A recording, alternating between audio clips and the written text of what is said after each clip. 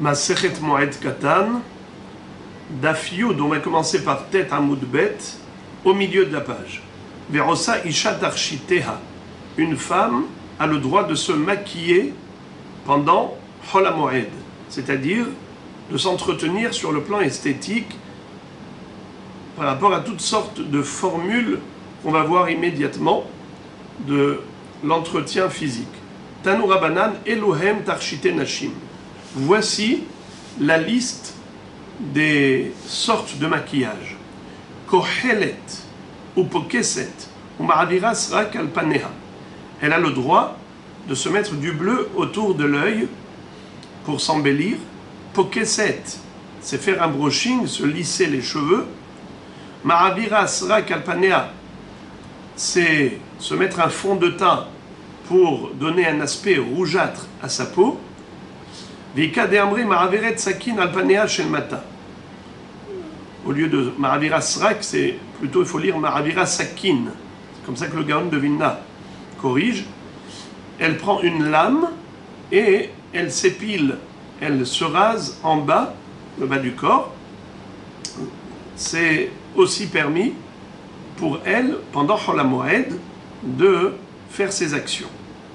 La Gemara raconte à propos justement du maquillage et de l'entretien esthétique de la femme, Devet hu de Rav Chizda, l'épouse de Rav Chizda, Mikashta be'an pekalata. Elle s'est maquillée devant sa bru, devant sa belle-fille. Ça veut dire qu'elle a fait toutes ces actions-là de l'entretien esthétique du corps. Yativ Rav Huna bar Hinena kamed Rav Chizda. Alors, Rav Huna, le fils de Rav Hinena, était devant Rav Chizda. C'était son élève. Et il lui pose une question. Veyativ eka amar. Il lui dit, comment se fait-il qu'il a laissé son épouse s'embellir en faisant toutes ces actions de maquillage pendant Chol HaMoed? A priori, c'est assourd pour une personne âgée. Tout ce qu'on a permis, il semblerait que ce soit permis que pour une jeune fille, une jeune femme, mais une personne âgée, une vieille dame, n'a plus d'intérêt au maquillage. Comment se fait-il qu'il lui a permis à son épouse de s'embellir? Lisons la question. Yati beka amar lo shanu ela yalda aval zekena lo. On permet à une yalda, à une jeune, mais pas une zekena. Amarle, Rav Chizda a répondu avec vigueur. Il lui a dit, Ha Elokim, je jure au nom d'Hachem, Afilu imach, même ta mère, Afilu ima de imach, même ta grand-mère, Afilu omedet al kivra, même une vieille dame qui se trouve déjà proche de la tombe. Ce jour-là, elle veut encore se maquiller. Ça veut dire que c'est une tendance féminine qui fait partie du tempérament de la femme. Il n'y a pas de différence entre vieille ou jeune, elles veulent toutes se maquiller. De Amri Inche, comme dit d'ailleurs le dicton, Batchitin ke batchit le kaltavla de rahata. Batchitin, celle qui est âgée de 60 ans, ke batchit, comme une fille âgée de 6 ans. Elle saute et elle danse au son de la musique. Les kaltavla rahata, elle court. Eh bien, la même chose. Comme pour la musique, elle est attirée par ses concerts, il n'y a pas de différence d'âge. Ainsi, pour l'embellissement du corps, il n'y a pas de différence d'âge. Donc c'est pour ça que c'est moutard pour toutes les femmes de s'entretenir pendant Chol HaMoed. Rabbi Yehuda Omer Lotasod mi penesheni vulhula. On avait vu dans la Mishnah que ce mode épilatoire qui consiste à se badigeonner avec de la chaux pour ensuite retirer ce masque pour s'épiler, selon Rabbi Yehuda, c'est assourd pendant Chol HaMoed. La Gemara développe. Tanya, il est écrit dans la Braïta, Rabbi Yehuda Omer Isha lo tasud mipnei shenivul hula. Rabbi Yehuda dit, une femme n'a pas le droit de se badigeonner de chaux pendant Chol HaMoed parce que c'est considéré comme étant une dégradation de son corps, puisque à ce moment-là, elle n'est pas encore belle, au contraire, elle s'est enlaidie et elle souffre psychologiquement. Alors, de ce fait, c'est assourd pendant Chol HaMoed de s'infliger du tsar, ומודה רבי יהודה בסיד שיכולה לקפלו במועד שתופלתו במועד. שאף על פי שמצרה היא עכשיו, שמחה היא לאחר זמן. Rabbi Yehuda dit, quand est-ce que j'interdis en effet ce mode d'épilation? C'est uniquement si la femme, elle s'est badigeonnée de chaud, elle s'est badigeonnée le corps de chaud, et elle a l'intention de retirer tout cela, d'être mécapel comme mécalef après la fête. Donc ça fait que tout ce travail qu'elle a fait pendant Chol HaMoed et de s'infliger entre guillemets une souffrance, c'est pour après la fête. Ça c'est assourd. Mais si sa kavana, c'est de retirer tout ce masque pendant la fête pour être belle pour Yom Tov, il n'y a pas de problème. Pourquoi? Bien que pour l'instant, c'est une dégradation de son corps quand elle se badigeonne avec de la chaux, mais sachant que grâce à cela, elle va s'embellir, alors c'est une simcha. Donc on appelle ça falpi shemetzera arshav, même si maintenant elle est triste, mais étant donné qu'après cela, elle sera joyeuse et heureuse, c'est permis. Donc on va, non pas d'après l'instant présent, mais par rapport à la finalité. Puisque dans la finalité, elle sera belle, alors dès à présent, elle est heureuse. Elle va s'embellir pour la fête. La Gemara pose la question, elle dit est-ce que Rabbi Yehuda, lui, se focalise sur la finalité? Pourtant, dans Masechet Avodah Zarah, Rabbi Yehuda nous a enseigné un principe duquel, nous a enseigné une halakha, duquel se dégage le principe inverse. Qu'est-ce qu'on voit là-bas? Rabbi Yehuda Omer Nifraim mehen mipene shemetzer. Il y a une halakha qui consiste à dire qu'on n'a pas le droit de réjouir les idolâtres pendant leur fête pour l'idolâtrie.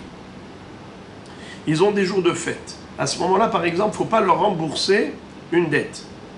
Le goy t'a prêté de l'argent, il ne faut pas lui rembourser la dette le jour de leur fête.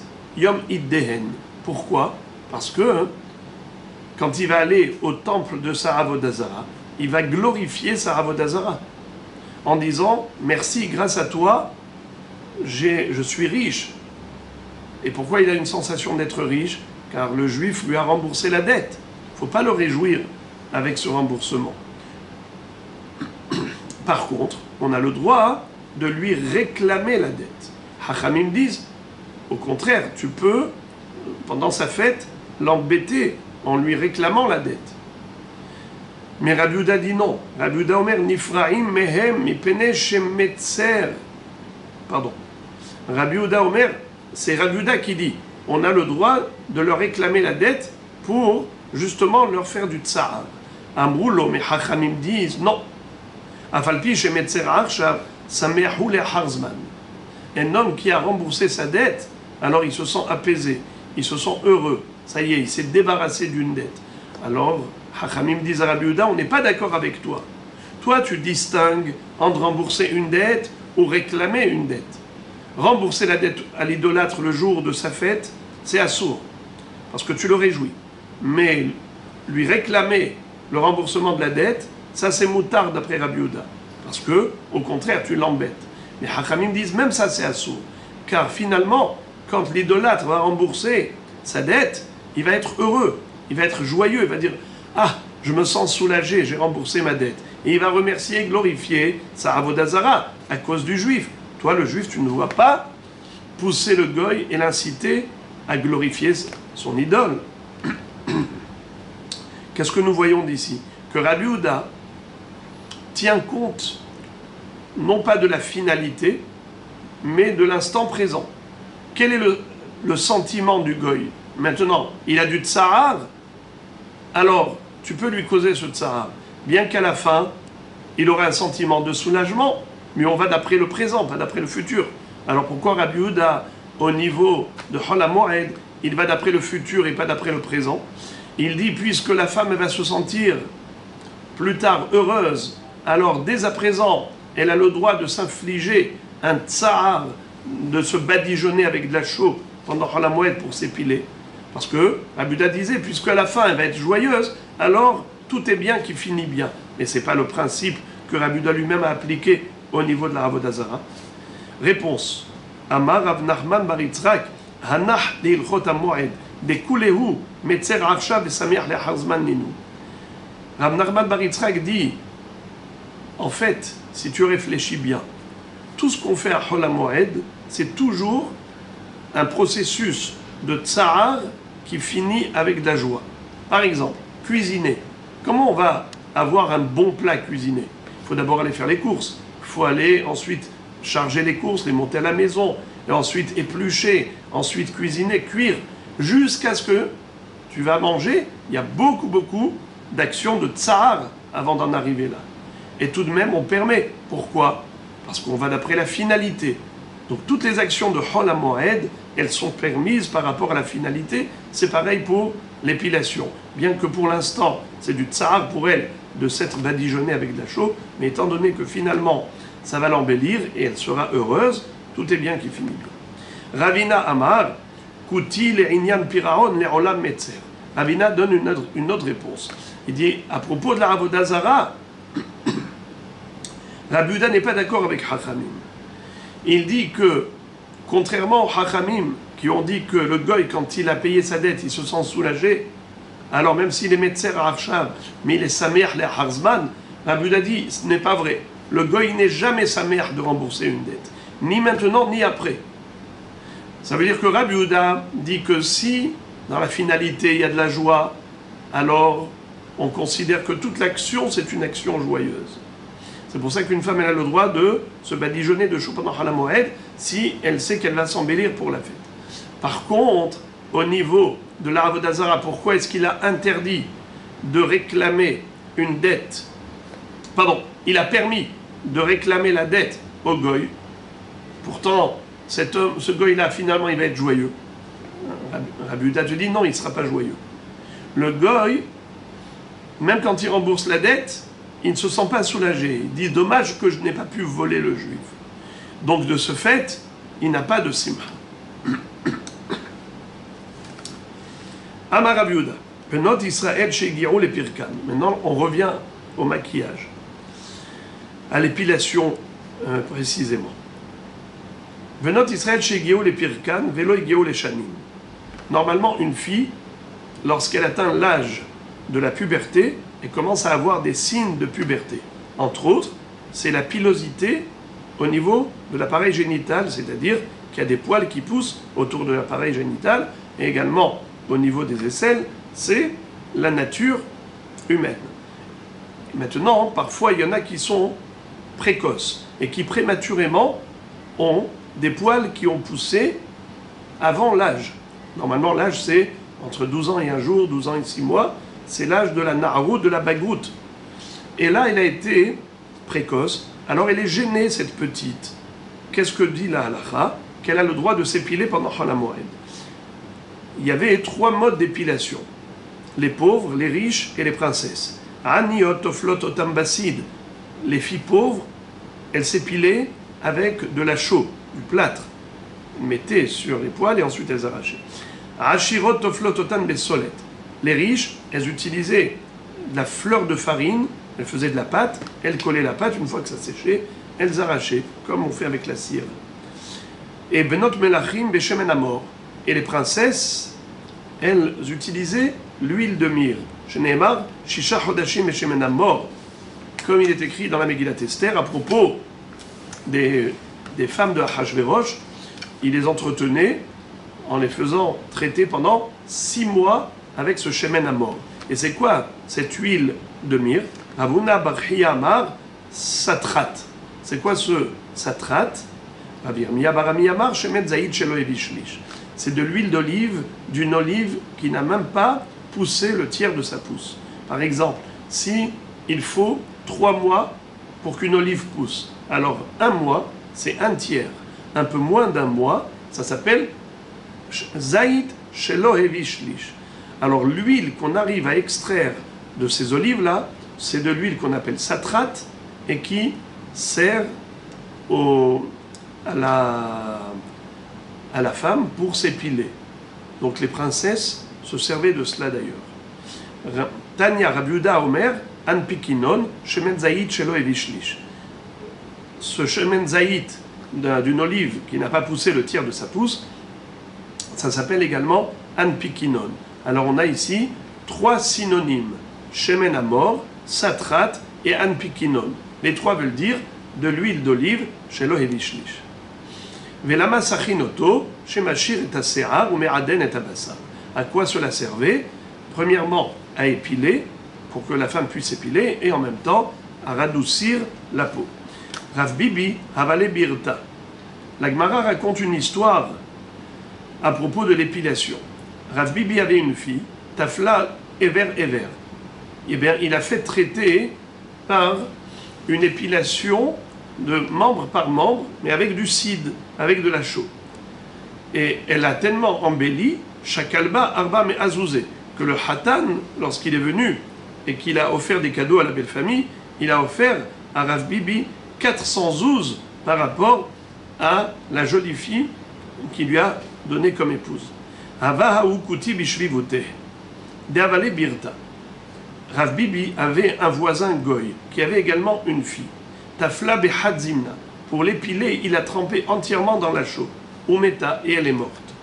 Amar, qu'est-ce qu'a dit le goy? Katla Bibi le Birti. Rav Bibi, il a appelé Bibi, c'est lui qui a tué sa fille. C'est toujours comme ça. On accuse toujours les juifs de tous les problèmes. Donc lui, au lieu de faire gentiment et doucement comme a fait Rav Bibi, Ever, membre par membre, lui il a trempé entièrement, directement dans la chaux et il a tué. Et après il dit ouais, parce que c'est de lui que j'ai appris la mauvaise idée. Amar Rav Nachman, à propos de cette histoire, Rav Nachman va dire Rav Bibi déchaté shechra bayan binte tafla anan delo shatinan shechra lo bayan bintin tafla. Rav Bibi, qui avait l'habitude d'avoir de l'alcool à sa table, de boire de l'alcool, alors en effet le corps de ses filles avait une pilosité, donc avait besoin d'épilation. Mais nous qui ne buvons pas de bière et d'alcool, alors on n'a pas besoin d'épiler nos filles, ça veut dire qu'il n'y a pas de pilosité. Et maintenant la Gemara va se focaliser sur la halakha de la Mishnah. On avait appris dans la Mishnah que pendant Chol HaMoed, de manière générale, on n'a pas le droit de coudre, sauf de manière inhabituelle. Alors si c'est un tailleur, il faut qu'il le fasse béchinouille, de manière étrange. Et si c'est un homme qui est hédiot, ça veut dire un amateur, quelqu'un qui n'est pas professionnel, qui n'est pas couturier, lui il a le droit de coudre normalement, puisque de toutes les façons, la couture elle ne sera pas belle, elle sera béchinouille de toutes les façons. La Gemara demande, Echidami hédiot, quelle est la définition d'un professionnel et au contraire d'un hédiot, d'un homme simple qui n'est pas artisan? Au niveau de la couture, quelle est la définition? Amre de Rabbi Yannai, kol shenechol leotzi melomahat bebatahat. S'il n'est pas capable de tirer melomahat en une seule fois. Qu'est-ce que ça veut dire melomahat? Le tailleur, il avait l'habitude de faire des points de couture, des points de couture, des points de couture, mais il ne serrait pas le fil. Et après, à la fin, quand il avait melomahat, il allait tirer en une seule fois, et c'est comme ça que tout le fil qui n'était pas étiré et tendu, en une seule fois, il allait être aligné. Ça, c'est de la compétence. Celui qui n'est pas capable de faire cela, c'est qu'il est hédiot. Il n'est pas artisan, il n'est pas professionnel. Rabbi Yossi bar Hanina Amar, Rabbi Yossi bar Hanina donne une autre définition du non-professionnel. Kol sheno yachol lechaven imra behefet haluko. À l'époque, ils avaient l'habitude de faire comme Ourlé. Ils prenaient une bande de tissu pour la coudre au bas du vêtement, pour renforcer, pour pas que ça se déchire. Eh bien, cette bande-là, il fallait savoir la coudre de manière à ce qu'elle soit vraiment homogène, symétrique. Celui qui n'est pas professionnel, eh bien, il n'arrivera pas à le faire droit, ça va être tordu. Et no yachol lechaven imra hefet haluko, ça s'appelle un hédiot. Donc le hédiot a le droit de coudre pendant la moed sans chinouille, tandis que le Hediot, le Ouman, tandis que le Ouman, le professionnel, le tailleur, lui, il doit faire ce qu'on appelle Machliv. Ve'a Ouman Machliv. Que veut dire Machliv? La racine du mot Machliv, c'est qu'élève. Il doit faire une couture en forme de dents de chien. Maï Machliv, Rabbi Yochanan Amar Mafsia. Mafsia, ça veut dire il est mefazer. Il écarte et il éloigne les points de couture comme les dents de chien qui sont écartées. Rabba Bar Shmuel Amar Shine Kalbeta. Comme les dents des chiens, il y en a une en haut, une en bas. Ça veut dire qu'il fera une couture en haut, une couture en bas. C'est pas symétrique. C'est comme ça que le tailleur va devoir faire quand il va coudre pendant la fête de Chol HaMoed, alors il doit faire des chinouilles. Il y en a un qui dit que c'est chinouille par rapport à l'écart entre les points de couture, et l'autre il dit que c'est par rapport à la non-symétrie des points de couture. On a vu également dans la Mishnah une mahloket à propos de la fabrication du sommier. Lorsqu'on a un lit, donc on a 4 montants du lit, et ensuite on va mettre à la place des lattes, mettre des cordes. Ces cordes-là, généralement, elles étaient en forme de chétiv à erev, la chaîne et la trame. Mais saregin et amitot. La Mishnah nous a dit que d'après Tanakama, on a le droit d'être mesareg et amitot. Rabbi Yossi disait non, on n'a pas le droit d'être mesareg, mais on peut être memateyah. La Gemara maintenant va nous donner une mahloket, nous présenter une mahloket, à savoir que veut dire les sareg et que veut dire les mateyah. Kiata Rav Dimi Amar. Lorsque Rav Dimi est arrivé d'Eretz Israël en Babylonie, il a expliqué cette Mishnah ainsi. Il a dit Amar, pli geba Rabbi Chia baraba ve Rabbi Asi, vetarvayu mishme de Chizkiya ve Rabbi Yochanan. Il a cité une mahloket entre Rabbi Chia bar Abba et Rabbi Asi, et tous les deux se sont exprimés au nom de Chizkiya et au nom de Rabbi Yochanan. Had Amar, mesaregin sheti va'erev, ou mematehin sheti belo erev. Il y en a un qui a dit que la traduction du verbe les sareg, c'est de faire un sommier en étendant des cordes en long et en large. Sheti va'erev, la chaîne et la trame. Ça veut dire qu'on fait passer les fils de la trame au milieu des fils de la chaîne pour ensuite poser le matelas dessus. Ça, c'est les sareg, comme tricoter, comme un tissage, sheti va'erev. Et c'est quoi les mateyah? Quand Rabbi Yossi dit on n'a pas le droit d'être mesareg, mais on peut être memateyah, c'est sheti belo erev. C'est juste les fils, les cordes sous forme de chaîne, mais on n'a pas le droit de mettre la trame pendant Chol HaMoed. On ne peut pas fabriquer complètement le mur. Vehad Amar, et l'autre va dire que non. Mais sarigin, c'est sheti belo erev. Ou mematehin, shemayarafouy memateho. La traduction de les sareg, c'est uniquement sheti, la chaîne, mais pas la trame. Blo erev. Le mot erev, c'est mitarev, ça se mélange. Sheti, c'est la base, le châssis. Et erev, c'est mitarev. Donc c'est quoi les sareg que Tanakama permet pendant Chol HaMoed? C'est uniquement la chaîne, mais pas la trame. On ne peut pas faire à la perfection. Tandis que Rabbi Yossi dit même ça c'est interdit. Qu'est-ce qu'on peut faire? Uniquement les mateyah. C'est-à-dire que si c'était détendu et que les cordes elles s'enfoncent, donc le bonhomme il s'enfonce dans son lit, alors il a le droit d'étendre et de tendre les cordes, qu'elles soient tendues pour que ce soit plus confortable. Alors Rabbi Yossi dit réparer le lit on peut, mais pas fabriquer, même pas la moitié, même pas sheti blo erev. La Gemara va adresser une objection à cette deuxième explication. Eni, ah bon? Ve'atane Rav Tahlifa bar Shaul ve'shavin shen mafshilin havalim lechatchila. Bishlama lemande amar mesarigin shti va'erev mematehin sheti belo erev היינו דקתני רב תחליפה בר שאול ושבין שן מבשילים חבלים לכתחילה אלא למאן דאמר מסרגין שתי בלא ערב וממתחין שאם היה רפוי היה ממתחו אשתא שתי בערב אמרת לו havalim lechatchila mi ba'ya. Il est dit dans la Braïta, cité par Rav Tahlifa, que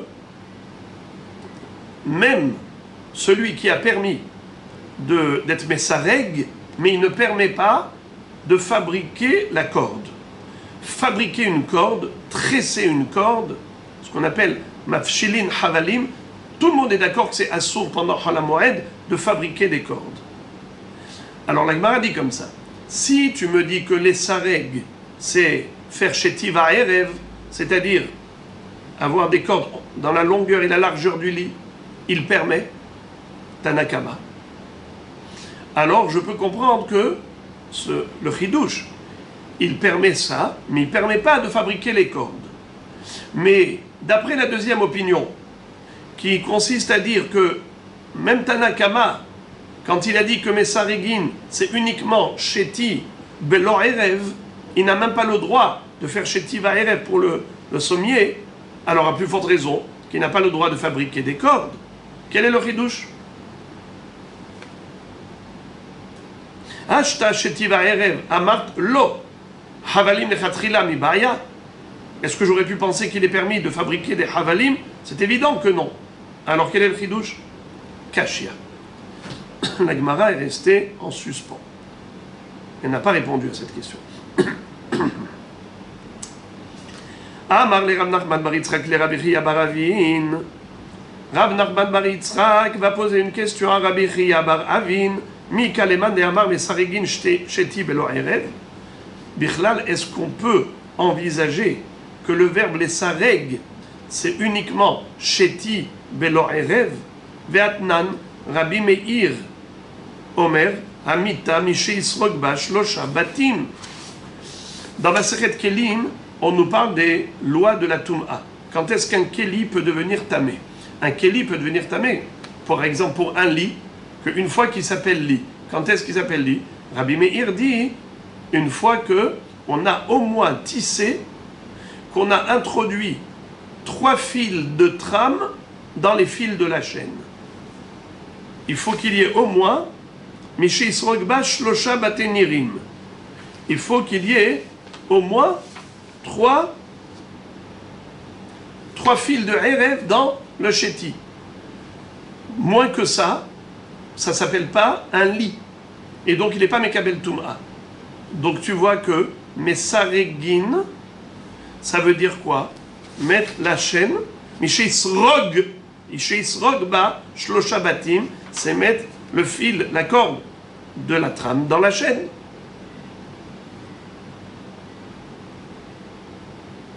Alors comment Rabbi Meir, il peut se contredire, puisqu'on sait qu'ici, Stam Mishnah Rabbi Meir. Rabbi Meir a dit Mesarigin Bechol HaMoed. Mesarigin et Amita. C'est le même Rabbi Meir qui a dit ici Mesarigin et Amita à Chol HaMoed. C'est le même Rabbi Meir qui a dit dans Masechet Kelim que pour qu'un lit soit Mekabel Tum'a, il faut être Mesareg au moins 3 Batenirim. Et ça veut dire quoi 3 Batenirim? C'est le Erev dans le Sheti. Alors il ne va pas se contredire. Là-bas il va dire que c'est le Erev avec le Sheti, et ici il va dire le Sheti sans le Erev. Contradiction. À cause de cette question, la Gemara fait machine arrière. Et là qui a Tarabin, Amar, Bimsaregin, Kule Alma la Peligé de Shtiva Erev. Le verbe les sareg, tout le monde est d'accord que ça veut dire Sheti Vaerev. Il faut tisser la trame et la chaîne. Et la Kipligé Bememathin. S'il y a mahloket entre ces Amoraïm, Rabbi Chia bar Abba et Rabbi Yassi, c'est uniquement par rapport à Rabbi Yossi, qui a dit qu'on n'a pas le droit d'être Mesareg, mais on a le droit d'être Memateyah. Alors, Memathin, Mor Savar, Memathin, Sheti Belo Erev, ou Mor Savar, Sheimayarafou, Mematho. Il y en a un qui fait dire à Rabbi Yossi, Memateyah, ça veut dire qu'on a le droit de tisser juste la chaîne, mais pas la trame. Et l'autre il dit, les matérias, ça ne veut pas dire ça. Les matérias, ça veut dire juste tendre des cordes qui se sont relâchées. Puisque le matelas s'enfonce, alors on a le droit, d'après Rabbi Yossi, de tendre les cordes.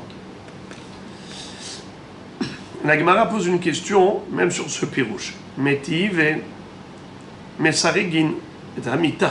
ואין צריך לומר שממתחין דברי רבי מאיר.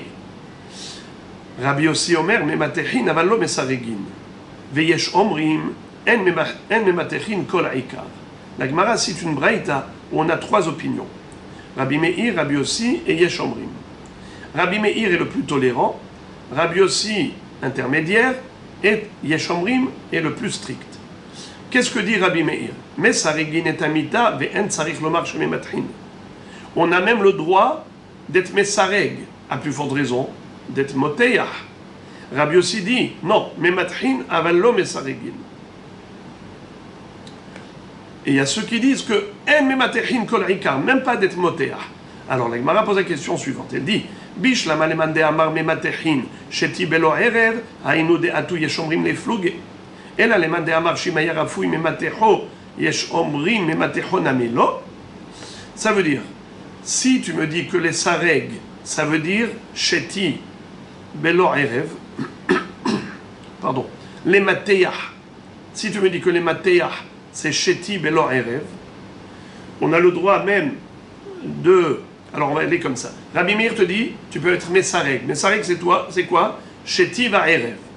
Rabbi Yossi te dit, non, les sareg assour, les matéach mutar. Si on dit que les matéach, ça veut dire sheti belo erev, alors le yeshomrim te dit, on n'a pas le droit d'être mesareg ni mematéach, mais tu peux au moins tendre les cordes. Ce ne sera pas assour. Ça, on n'a pas interdit. Il est interdit d'être mematéach. Et c'est quoi mematéach? C'est sheti belo erev. Mais tendre les cordes, ça c'est certainement qu'il permet. Mais si tu me dis que les sareg, c'est sheti belo erev, les matéach, c'est tendre. Alors dans ce cas-là, si tu me dis que c'est ça le pshat, alors celui qui interdit, qu'est-ce qu'il interdit? Il interdit même de tendre. Alors comment la personne elle va dormir? Elle va dormir dans des cordes qui sont complètement relâchées.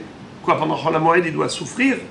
La Gemara dit in, kevan de'efshar lemem leye bemane lo tarchinan. Oui, puisque tu peux mettre sous le lit toutes sortes de cartons, des valises, et tu mettras le matelas dessus, on ne te permet pas d'être toréach pour la fabrication du lit ou même la réparation du lit. Nouvelle Mishnah. Toujours à propos de Chol HaMoed, qu'est-ce qu'on a le droit de faire? Ma'amidim tanur vekiraim verechaim ba'moed. Rabbi Yehuda Omer en mechabeshim et arechaim batechila. Selon Tanakama, on a le droit d'être ma'amid tanur, kiraim et rechaim. Fabriquer un four, une plaque de cuisson et un moulin. À l'époque, ils se servaient du moulin pour moudre le blé. Alors Rachid dit que tanur, c'est makom shvitat shtekderot et kira makom shvitat kdera achat. Le tanour, il est large, on peut mettre dedans 2 marmites, alors que la kira, on peut mettre dedans qu'une seule marmite. Ici, le Bach corrige, et il corrige le Rashi. Il dit Ma'amidi makom shvitat kdera achat, kira makom shvitat shtekderot. Kanu beresh perekira. Le Baït Radash nous fait remarquer que le Rashi tel qu'il est rédigé ici, il est en contradiction avec ce que Rashi lui-même a enseigné dans Masechet Shabbat, où il a dit le contraire, que Kira, c'est une plaque de cuisson où on peut mettre dedans 2 marmites, alors que le four, c'est un endroit qui est plus restreint, qui est plus petit, où on peut mettre qu'une seule marmite. C'est pour ça que le Bach corrige le Rashi ici, et il inverse. Alors, on a le droit de fabriquer un tanour, kiraim et rechaim. Rechaim, le moulin, b'moed, b'chol hamoed. Rabbi Yehuda Omer, en mechabeshim et arechaim batechila. Rabbi Yehuda dit, on n'a pas le droit d'être mechabesh, un moulin, quand on le fabrique. Qu'est-ce que ça veut dire, les chabesh? C'est la Gemara qui va expliquer. Maï mechabeshin, ça veut dire quoi, mechabesh? Mahloket. Il y en a un qui traduit ainsi, l'autre qui traduit autrement. Rabbi Yehuda Amar Menaker Echaya, Rabbi Hiel Amar Bat'ena. Rabbi Yehuda dit, c'est celui qui va faire des rainures. Ça veut dire qu'il va gouger dans le sens où, quand les pierres de la meule sont usées à force de moudre, alors ça devient lisse, après ce n'est plus efficace pour pouvoir moudre le blé, qu'est-ce qu'on fait? On fait ces rayures. On prend comme un genre de tournevis ou comme ça un kelly pour gouger, pour créer des rayures, des rainures. Et comme ça, le grain, il est bloqué, il est attrapé, et c'est comme ça qu'on arrive à le moudre quand on fait tourner la meule. Alors c'est ça, le mechabeshin, que Rabbi Yehuda nous dit qu'on n'a pas le droit d'être mechabesh, en mechabeshim et tarechaim batechila, ça veut dire tu peux réparer une meule qui était usée, mais tu n'as pas le droit de fabriquer pour la première fois un rechaim, c'est-à-dire de faire ces rayures-là, ces rainures dans la meule. Rabbi Hiel Amar Bat'ena.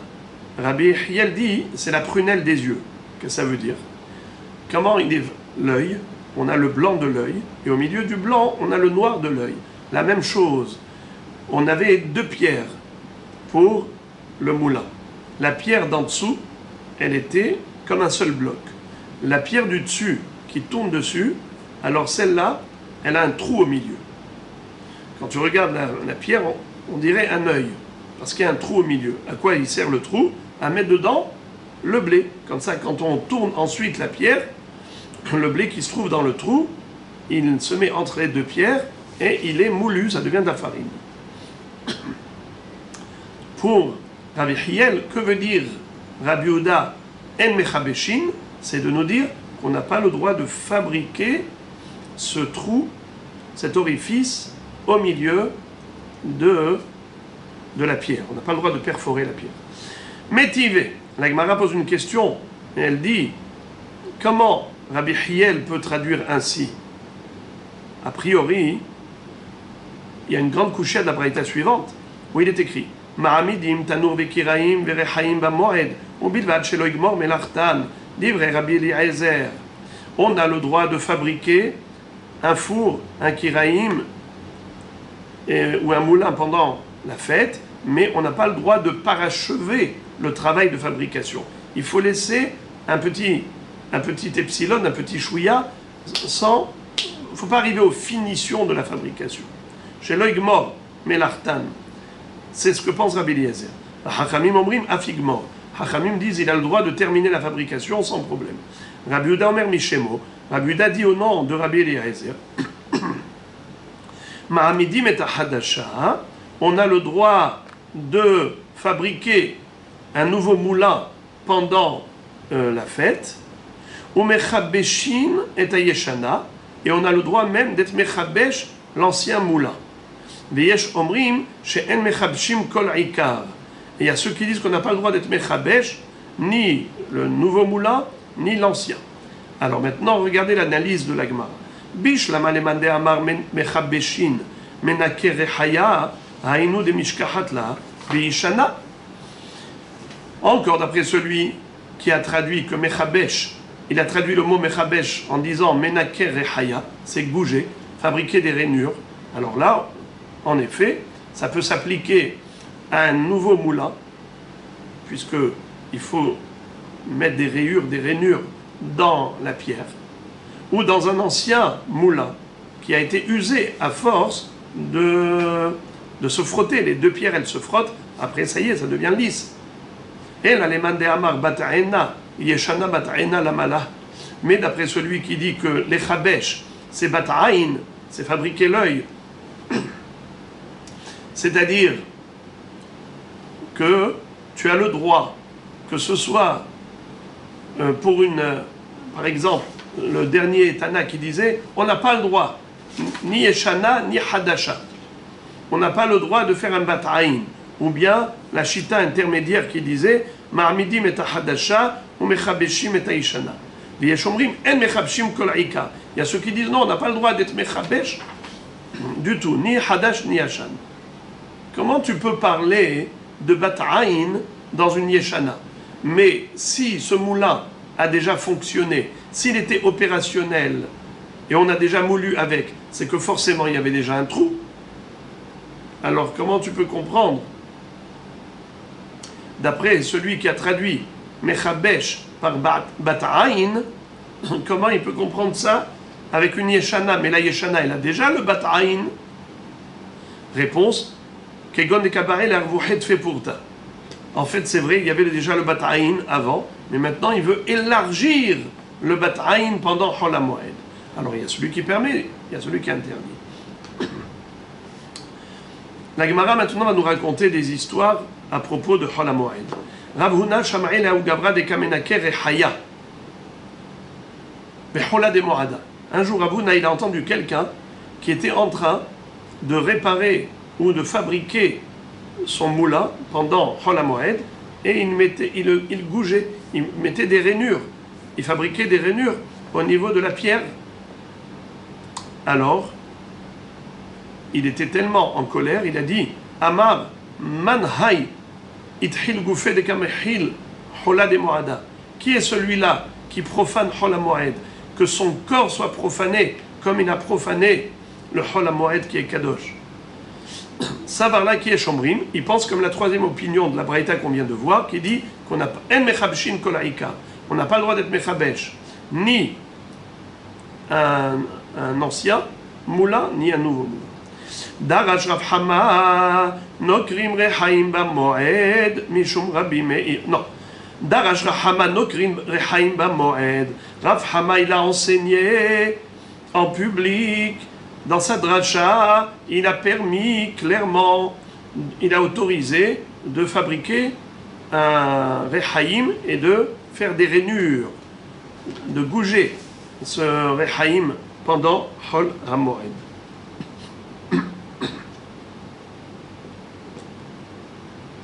Mishum Rabbi Meir Amar, et au nom de Rabbi Meir, Rav Hama a fait une dracha en disant אפילו סוס שרוכב עליו וחמור שרוכב עליו מותר ליטול ציפורניים בחולו של מועד.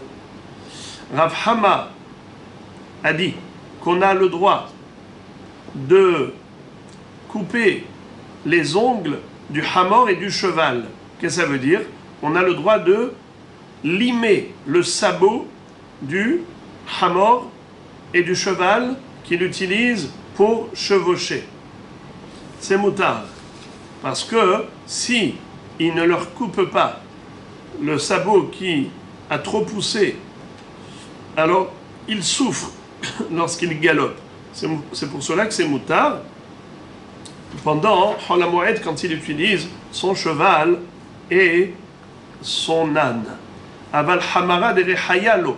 Mais l'âne qui tourne autour du moulin, il n'a pas le droit de limer le sabot. C'est-à-dire qu'à l'époque, le moulin, ça pouvait se faire soit à la main, manuellement, soit on attachait un bâton qui était relié au moulin, on l'attachait à l'âne. Et le hamor, il faisait le tour, et c'est comme ça qu'on allait moudre le grain. Rav Yehuda, Charil, alors, étant donné que combien de blé on va moudre? Très peu, on n'a pas le droit de moudre pendant Chol HaMoed pour une longue période, une grande quantité, puisque c'est juste quelques kilos nécessaires pour Chol HaMoed, ça fait que le hamor, il ne va pas beaucoup marcher, et de ce fait, il ne va pas beaucoup souffrir. Si tu ne lui coupes pas, tu ne vas pas limer le sabot, pas grave. C'est pas comme le cheval et l'âne qui va parcourir des distances. Celui-là qui va souffrir, on a le droit de lui limer le sabot, mais pas le hamor de Rechaya. Le hamor de Rechaya. Rabbi Yehuda charé les mishkal toufré les hamara de Rechaya. Mais Rabbi Yehuda était très tolérant, il a permis même de limer les sabots du hamor qui tournait autour du moulin. Uleokume Rechaya. Il était tolérant, il a même permis de fabriquer un moulin, c'est-à-dire de mettre les deux pierres de la meule l'une sur l'autre. Ulmivne Rechaya, et également de construire un moulin. Ulmivne Amad Rechaya, et de fabriquer le bloc de bois dans lequel on introduit le moulin. Ulmivne Uria, et de construire une écurie qui est nécessaire pour les chevaux pendant Chol HaMoed, sinon les chevaux vont souffrir, c'est d'abord Aved. Rav Shara les Sarouk et Soussia. Rav, il a permis d'utiliser des peines de fer et de peigner les poils du cheval. Ulmivne akarpita. Et il a permis également de construire des mangeoires pour les chevaux. Ulmivne itzteba. Et également de construire pendant Chol Moed une itztaba, des estrades, parce que ça aussi, c'était quelque chose qui était nécessaire pour les animaux. Rava Shara les Mishkal Dama les Behema Bechola de Moada. Rava a permis aux vétérinaires de faire des saignées aux bêtes qui étaient malades pendant Chol Moed, parce que c'est Davara Aved. Amarle Abaye, Tania de Msayalach, Abaye a amené une preuve de la braïta suivante, mais Kizin Dam la Behema, on a le droit d'extraire du sang de la bête, et on évite aucun traitement médical nécessaire pour les animaux pendant Chol HaMoed, puisque c'est Davara Aved, si la bête souffre et qu'elle s'affaiblit, eh bien c'est le propriétaire qui va perdre cela. Rava, Shara, les casse-coussés, Kirme.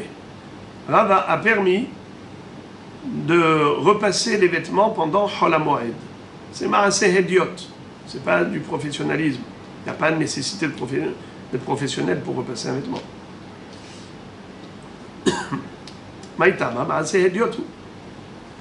Amar Abitzrek Barami, Amar Afrizda, qui est Touré Biré Assir. Maïtama, Maaseh Umanu.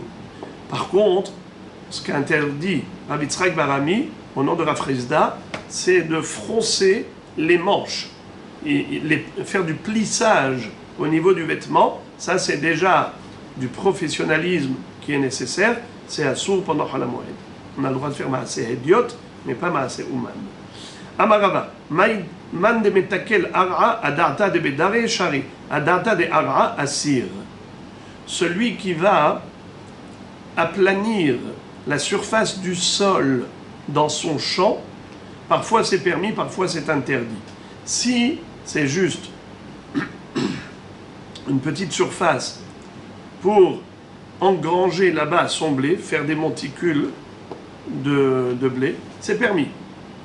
Mais si c'est aplanir le sol pour labourer, pour bonifier le sol, ça c'est assourd. Alors comment on peut savoir quelle est l'intention de l'homme? Par son action elle-même, on voit qu'est-ce qu'il est en train de faire. La Gemara dit comme ça. Adata de bedare shari. Si c'est aplanir le sol pour y mettre dedans comment on appelle ça, du blé pour taper dessus, parce qu'en fait, pourquoi il faisait ça? Il prenait de sa grange du blé, il mettait sur cette surface plate et il tapait dessus pour retirer l'écorce, pour récupérer le grain, pour ensuite aller moudre et fabriquer de la farine et manger du pain pendant la fête. Mais si c'est adata de ara, c'est pour préparer le sol pour le semer après la fête, ça c'est assour. Echidami, comment est-ce qu'on peut savoir? Moulia ben moulia, venatsa ben natsa, adata de bedare. Shakal moulia veshada ben natsa, adata de ara. Moulia, c'est un monticule de terre. Natsa, c'est au contraire une crevasse. Si il prend le monticule de terre et il recouvre le creux et il aplanit le sol, c'est qu'il a l'intention de préparer le terrain, le champ, pour labourer, pour semer après la fête. Ça c'est assourd. Mais si moulia ben moulia, c'est-à-dire que dans l'emplacement même du monticule de terre, il aplanit, il écarte un petit peu la terre, il aplanit. Ou à l'intérieur de la crevasse, il aplanit. Alors là, c'est moutard d'aplatir le sol pour pouvoir battre le grain là-bas. Mais par contre, si tu vois qu'il prend le monticule et il met dans la crevasse, ça veut dire que sa kavana, c'est pour la zri'a. Et ça, c'est assour. Ça, c'est la girsa de notre Gemara, c'est la version de la Gemara, qui en fait correspond à la version du Rif, du Rashbam. Mais Rashi, ici, il a une version inverse. Il dit qu'au contraire, Moulia ben Moulia, c'est assour. Natsa benatsa, c'est motar. Par contre, Moulia benatsa, c'est permis. Alors je vous lis Rashi. Rashi très, très intéressant. Regardez ce que dit Rashi. Moulia bemoulia, shenotel akarka mimakom gavoa, umanicho sham al makom gavoa, ainu moulia bemoulia. O natsa benatsa, shehofer bemakom namuch, umanicho bemakom namuch. דהיינו, הדעתה דערא ואסור דזה דרכו של חורש שדהו שאינו משגיח באיזה מקום שירד המחרשה בקרקע אפילו במקום נמוך חורש דהיינו דומיה דחרישה ואסור. Quand c'est moulia bemoulia et natsa benatsa, c'est assour parce qu'il est en train de remuer la terre et de la bonifier, de la rendre fertile pour semer après, et que la haresha passe dans des endroits qui sont comme ça asymétriques, c'est pas symétrique, c'est pas grave. Aval shakal moulia, shenotel akarka mimakom gavoa, beshada benatsa, bemakom namour, hainu adarta de bedare, adarta de goren, shekach darko shel goren, shemashver granot, vezemutar. Il dit par contre, s'il prend le monticule de terre et il a bouché le creux pour aplanir le sol, ça c'est pas pour semer, c'est pour mettre là-bas les grains de blé pour que ce soit dans un endroit qui est une surface plane. Eh bien, ça c'est permis. Donc Rashi, en fait, sa version, elle est le contraire de la version que nous avons ici sous les yeux. C'est assez rarissime, car généralement toutes les Gemarot, elles sont rédigées d'après la version de Rashi. Ici, c'est la version du Rif, de l'élève de Rabbeinu Yehiel de Paris, du Rashbam, mais Rashi, il a une version contraire. Encore. Ve'amar Rava, Haïman de Patach Maya le Arae, Adata de Kavre Shari, Adata de Ara Asir. Celui qui a ouvert la vanne d'un canal d'eau pour que ça arrive dans un creux qu'il y a dans le champ. Alors, il peut y avoir deux objectifs. L'un des deux objectifs, soit la kavana de l'homme, c'est d'arroser le champ. Alors, il enlève la digue pour remplir ce bassin, et c'est comme ça que après ça va déborder, et ça va arroser tout le champ. Ça c'est assourd pendant Chol HaMoed d'arroser le champ, sauf si c'est un Bet Hashlachin, sinon c'est assourd. Tandis que s'il a une kavana, non pas pour arroser le champ, mais juste pour pêcher des poissons, pour manger pour la fête, c'est permis. Et la Gemara dit, quand est-ce que je peux savoir si le bonhomme a orienté l'eau vers ici, vers ce bassin, si c'est pour pêcher les poissons, ou bien est-ce que c'est pour arroser le champ? Qu'est-ce qui peut me permettre d'identifier? La Gemara dit comme ça, Hechidami, patach trebave, had me'ilae ve had mitatae, adata de kavre, patach had baba, adata de ara. Ça dépend. Il y a une arrivée dans ce bassin, dans ce creux, il y a une possibilité de faire entrer l'eau, mais aussi de la faire sortir, au travers de petits orifices.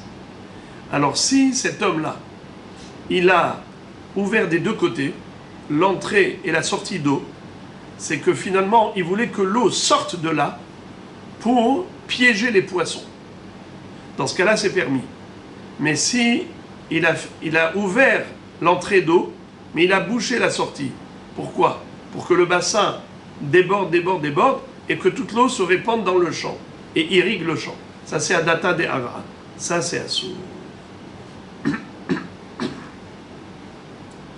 Voilà donc des halachot de Chol HaMoed, et la Gemara continue, et ça on verra après, Be'ezrat Hashem, la suite de ces halachot.